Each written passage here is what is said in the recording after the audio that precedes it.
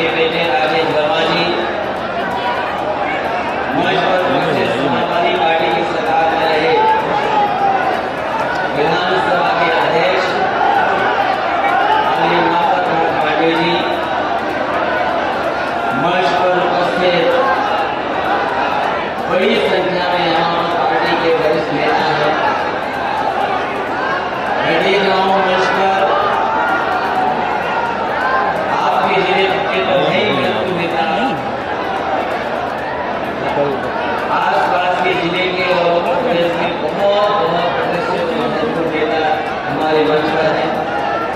सभी नेता, पार्टी के संगठन के सभी पदाधिकारीगण इस श्रद्धांजलि सभा में उपस्थित बड़ी संख्या में आदरणीय बुजुर्ग, माताएं, बहनें, नौजवान साथी और बड़ी संख्या में भाई, मैं सबसे पहले जिस भावना से हम इकट्ठे हुए और जिस आदर के साथ हम सब आज मौजूद हैं यहाँ पर, और सही मायने में तो यही है कि आज हम और आप सब बाबूजी को याद कर रहे हैं। बाबूजी को याद करने के लिए हम सब इकट्ठे हुए हैं। मैं यहाँ पंडाल में देख रहा हूँ बड़ी संख्या में लोग हैं। पंडाल के साथ साथ जो सड़कों पे लोग हमें दिखाई दे रहे हैं, जहाँ पर छाया भी नहीं है, गर्मी है, दोपहरी है, धूप है, उसके बावजूद भी बाबूजी को मानने वालों को कोई धूप की और गर्मी की परवाह नहीं है। वो आज सब उनके सम्मान में यहाँ पर मौजूद है। जितने लोग पंडाल में हमें दिखाई दे रहे हैं, उससे कई गुना ज्यादा हमें सड़क और लखनऊ से जब मैं आ रहा था मैंने लोगों को देखा। इसलिए मैं कह सकता हूं कि जिनको हम आज याद कर रहे हैं, बाबूजी आपके नेता तो थे ही थे, लेकिन अगर हम देखें उस कद का, अगर उत्तर प्रदेश में देखें तो शायद हमें कोई दूसरा नाम याद आता नहीं है जो उनके कद के नाम का कोई नेता रहा हो। आज हालांकि बाबूजी हमारे बीच नहीं है, लेकिन उनके साथ काम करने वाले लोग, उनके साथ लगातार कंधे से कंधा मिला करके चलने वाले लोग, और न जाने कितने यहाँ मौजूद लोग होंगे जिन्होंने उनसे आशीर्वाद लेकर के अपनी राजनीति में आगे बढ़ने का काम किया। यहाँ जितने उनके परिवार के लोग खड़े हैं या मंच पे परिवार के लोग हैं, उनका धन्यवाद देता हूँ। जितने सहयोगी साथी आए हैं उनका मैं धन्यवाद देता हूँ। कि सही मायने में उनको यही श्रद्धांजलि है कि हम सब लोग मिलकर के आज उन्हें याद कर रहे हैं। और वो जहां भी होंगे, हमारा धर्म और उनका धर्म अलग अलग तरीके से सोचता है, समझता है, लेकिन जब यहाँ पर इतने लोग मौजूद हैं, कहीं जहां कहीं भी होंगे या जहां भी उन्हें जीवन के बाद जीवन मिला होगा, वो कहीं ना कहीं ऊपर से चाहे वो देख रहे होंगे कि कहां हमारे चाहने वाले लोग इकट्ठे खड़े और बैठे दिखाई दे रहे हैं। बाबूजी को याद कर रहे हैं, वही मैं सुन रहा था लोगों को बार बार लोग ये कह रहे थे कि 22 में सरकार बनेगी और यही संकल्प लेने आए हम लोग और यही श्रद्धांजलि होगी। लेकिन हमारे साथियों, आप याद करो, बाबूजी ने एक बार सरकार नहीं बनाई है। बाबूजी के चाहने वाले, उनके साथ चलने वालों ने उत्तर प्रदेश में कई बार सरकार बना करके आगे बढ़ाने का काम आज जरूर हम लोग 22 का सोच रहे हैं, लेकिन सोचो जरा पीछे पलट करके, उत्तर प्रदेश में अगर नेताजी के साथ दुख दर्द में, परेशानी में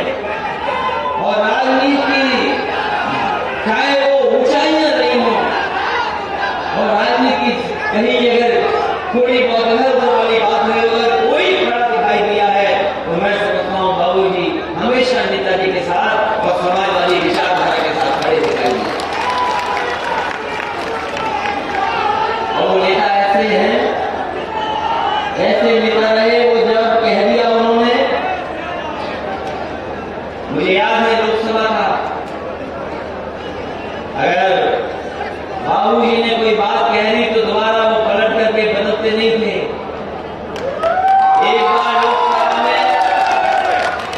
एक बार लोकसभा में बोलते बोलते कुछ ऐसा बोल दिया उन्होंने, पूरी लोकसभा हंगामे में चली गई। यही बीजेपी के पार्टी के लोगों ने न जाने क्या क्या कहा और कहा कि लोकसभा तब तक नहीं चलेगी जब तक मैंने कहा वर्मा जी अपने बात जो कही वो वापस बुला ले लें।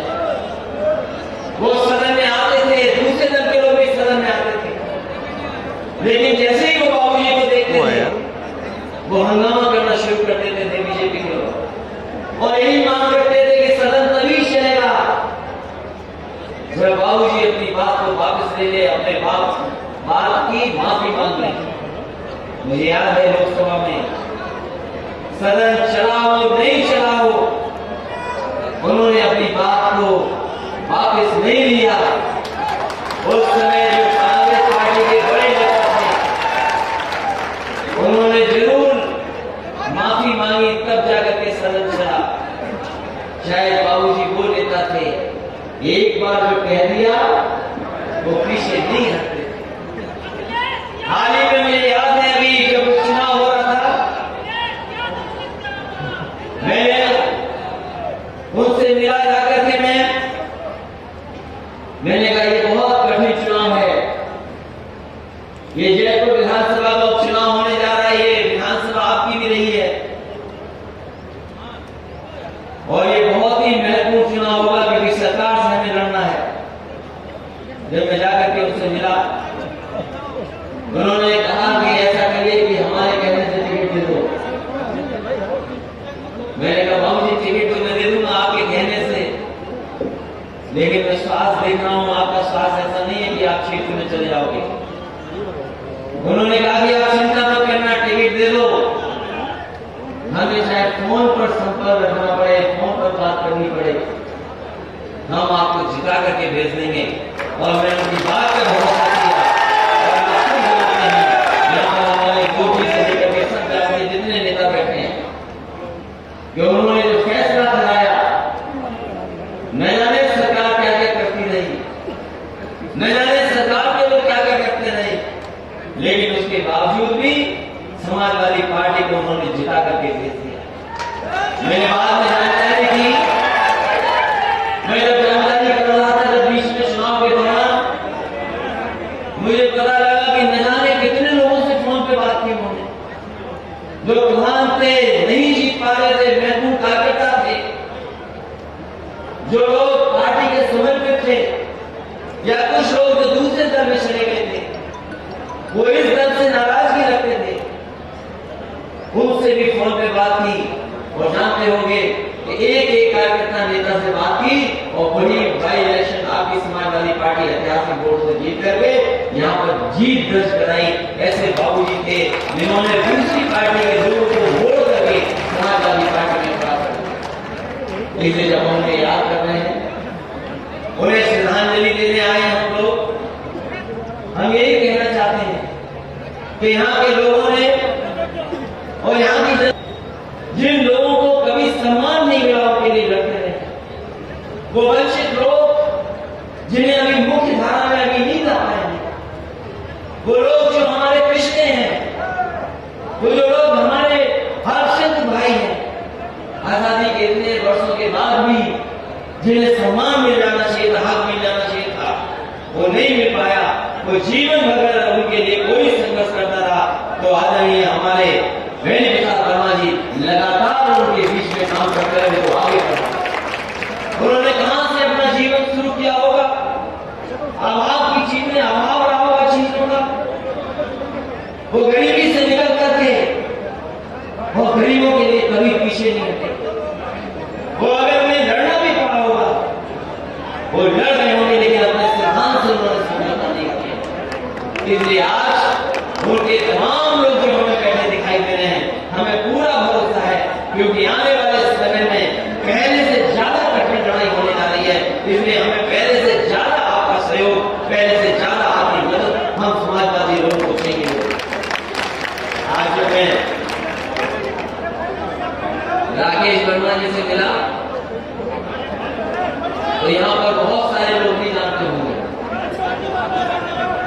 ये हमारा इनका कोई संबंध पॉलिटिकल संबंध नहीं है, राजनीतिक संबंध नहीं है।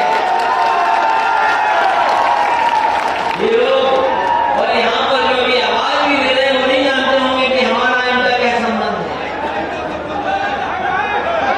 यहाँ जितने लोग बैठे हैं वो शायद ये बात नहीं जानते होंगे। हालांकि राजनीति करने वाले लोगों को तो बहुत शादियां अटेंड करनी पड़ती है, दिन भर कार्यक्रम बना रहता है कि कितनी शादियों में जाना है हमें। लेकिन बाराबंकी के लोगों और हमारी पार्टी के नेता शायद ये बात नहीं जानते होंगे। इसकी शादी में अगर बाराबंकी में सबसे पहले मैंने कोई शादी अटेंड की है और बाराबंकी की है तो शायद राकेश बदमानी पहली शादी तो हम तो राजनीति में नहीं है। तो ये हमारा कोई आज का संबंध नहीं है परिवार से, बहुत पुराना संबंध है। और हम आपको भरोसा दिलाते हैं कि राजनीति में जिस तरीके से नेताजी के साथ बाबूजी लगातार खड़े रहे, उसी तरीके से राकेश वर्मा जी को भी साथ हम समाजवादी मुझे याद है कि राजनीति में बहुत उतार चढ़ाव आते हैं, राजनीति में बहुत उतार चढ़ाव आते हैं, लेकिन हम आपको भरोसा दिलाते हैं कि समाजवादी लोग जिसके साथ एक बार खड़े हो जाते हैं दोबारा पीछे नहीं हटने का काम करते हैं। ये समाजवादी लोग जहां तक आज के राजनीतिक परिस्थितियों का सवाल है, अगर बाबूजी होते तो शायद हमें और आपको सबको संघर्ष में धकेल देते, क्योंकि जिस तरह का लोकतंत्र को खतरा है आज कोई परवाह नहीं कर रहा है कि लोकतंत्र और संविधान हमें क्या अधिकार देता है। आज जिस रास्ते पर भारतीय जनता पार्टी है, अगर यही रास्ता बना रहा तो शायद हमारे जो अधिकार है वो अधिकार को छीन लिया जाएगा। अगर जो लोग इतिहास के पन्ने जानते होंगे, पढ़े होंगे, वो याद करें कि इस देश में एक ईस्ट इंडिया कंपनी आई थी। वो एक कंपनी थी, कारोबार करने आई थी, वो बाजार दे करके कारोबार कर रही थी और यहां से न जाने कितना बड़ा बड़ा कारोबार किया उन्होंने। और वो ईस्ट इंडिया कंपनी कब सरकार बन गई कोई जाना ही नहीं। केवल एक कानून पास हुआ था, जो कंपनी थी ईस्ट इंडिया कंपनी थी जो कारोबार करने आई थी, उसमें एक कानून पास हुआ, बड़ी कंपनी सरकार बन गई। और जिन हालातों में हम और आप लोग देख रहे हैं देश की जो परिस्थितियां बन गई हैं, ये भारतीय जनता पार्टी के लोग लगातार सरकारी चीजों को कंपनियां बना रहे हैं। और सोचिए कभी अगर सरकारी चीजें कंपनी बन जाएंगी तो हमारे आपके अधिकारों का क्या होगा। जिन अधिकारों के लिए समाजवादी आंदोलन न जाने कितने हुए, यहाँ पर बैठे हुए लोगों ने न जाने कितनी लड़ाई लड़ी होगी, अगर चीजें प्राइवेट हाथ में चली जाएंगी तो बताओ आपके आरक्षण का क्या होगा, आपकी नौकरियों का क्या होगा, जो अधिकार मिल रहे थे आपको संविधान से उन अधिकारों का क्या होगा। ये सबसे बड़ा सवाल है।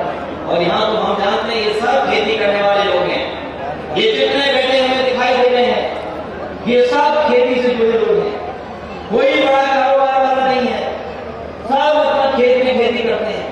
तो बताओ ये अधिकार छीनने लगेंगे तो हमारी खेती का क्या होगा।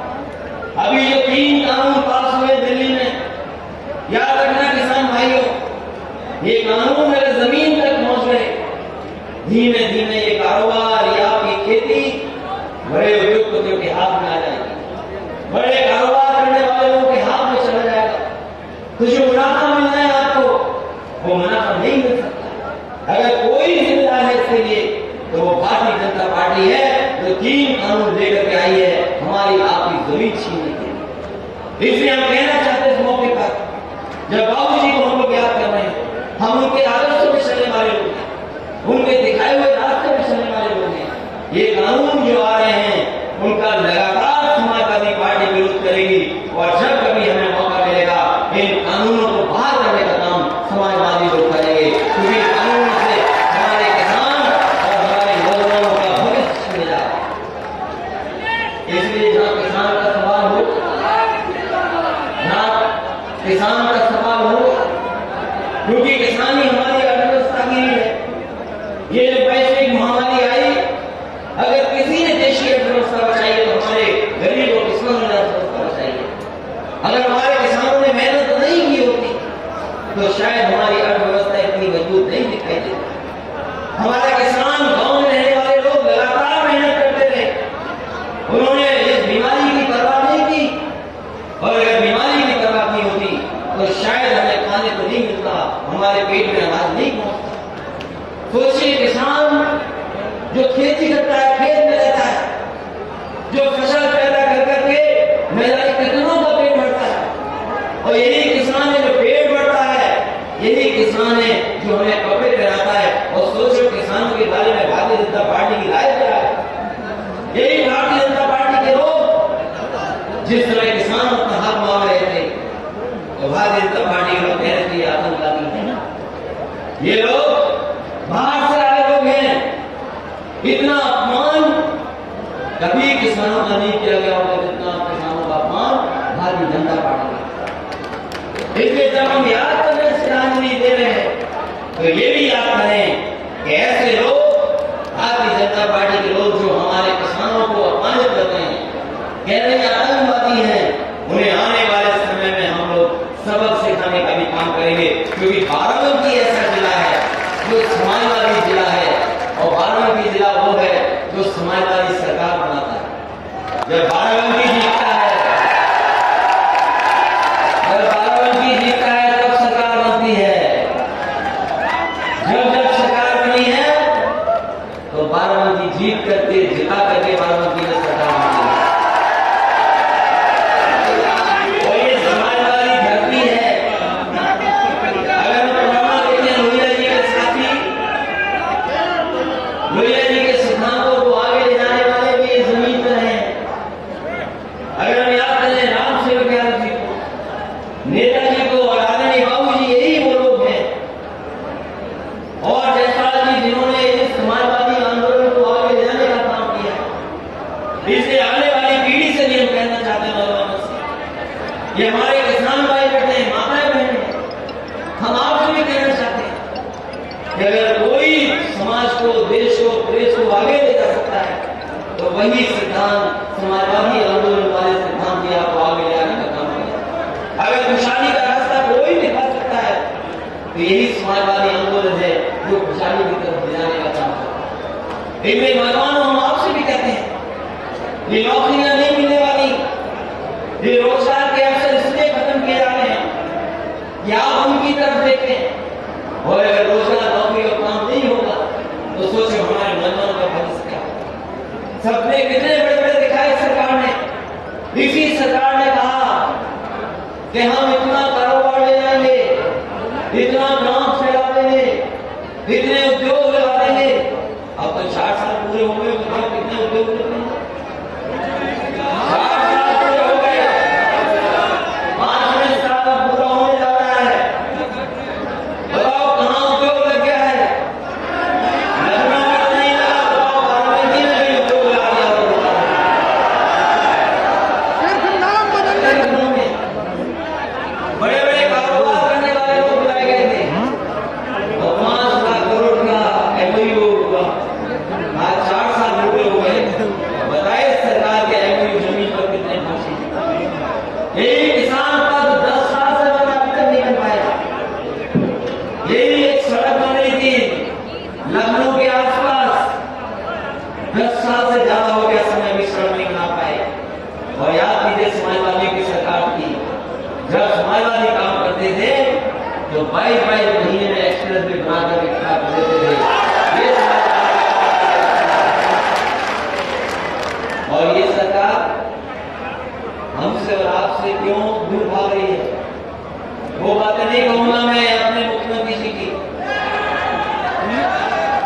अगर वो लाल टोपी देखने तो कितना घबरा जाते हैं। वो लाल रंग देख के ही घबरा रहे हैं, और वो घबरा इसलिए रहे हैं क्योंकि वो जानते हैं कि आने वाले समय में अगर कोई सरकार बनाने जा रहा है तो यही हमारे लाल टोपी वाले सरकार बनाने जा रहा है। और सरकार इसलिए बनने जा रही है क्योंकि जनता को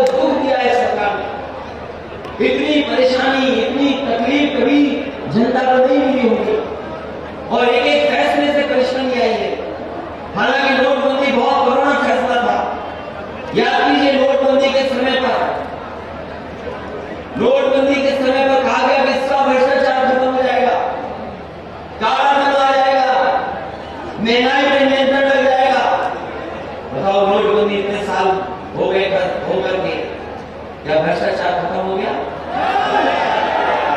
क्या बेईमानी खत्म हो गई? और फिर उसके बाद उन्होंने वैश्विक महामारी का सहारा लेकर के हमारे और आपके सबके नाम को मुंह बंद कर दिया। ऐसा फैसला लिया सरकार ने कि आप और हम सब नाम और मुंह बंद करते रहे। साल काट दिया हमने, पूरी साल गुजार दी इसी तरीके से। वैश्विक महामारी के नाम पर न जाने कितना अपमानित होना पड़ा, कमों में रहना पड़ा, घरों में रहना पड़ गया। अगर कोई बाहर निकलता था तो पुलिस हमें दौड़ा देती थी, लाठी मारती थी कि जाओ कितना अपमानित होना पड़ा।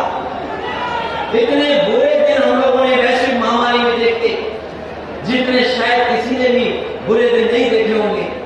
कारोबार छीन गया लोगों की नौकरी छीन गई।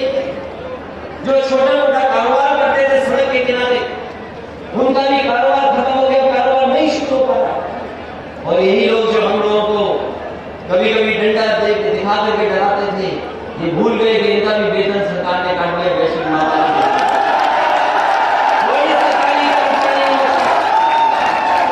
कोई सरकारी कर्मचारी नहीं होता जिसका वेतन न काट दिया हो। और यही पुलिस के वर्दी वाले पहनने वाले इनका सबसे ज्यादा वेतन कटा है।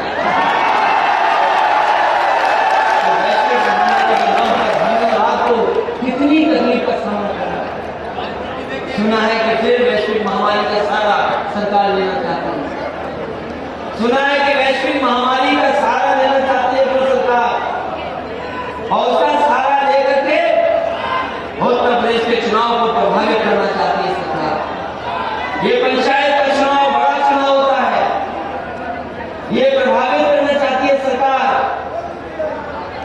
चुनाव नहीं था तो वैश्विक महामारी नहीं थी। बंगाल में चुनाव है, कोई वैश्विक महामारी नहीं है बीजेपी के लिए, लेकिन यहां पर कुछ फेरबदल करना है तो वैश्विक महामारी है। इससे सावधान रहिए इन लोगों से।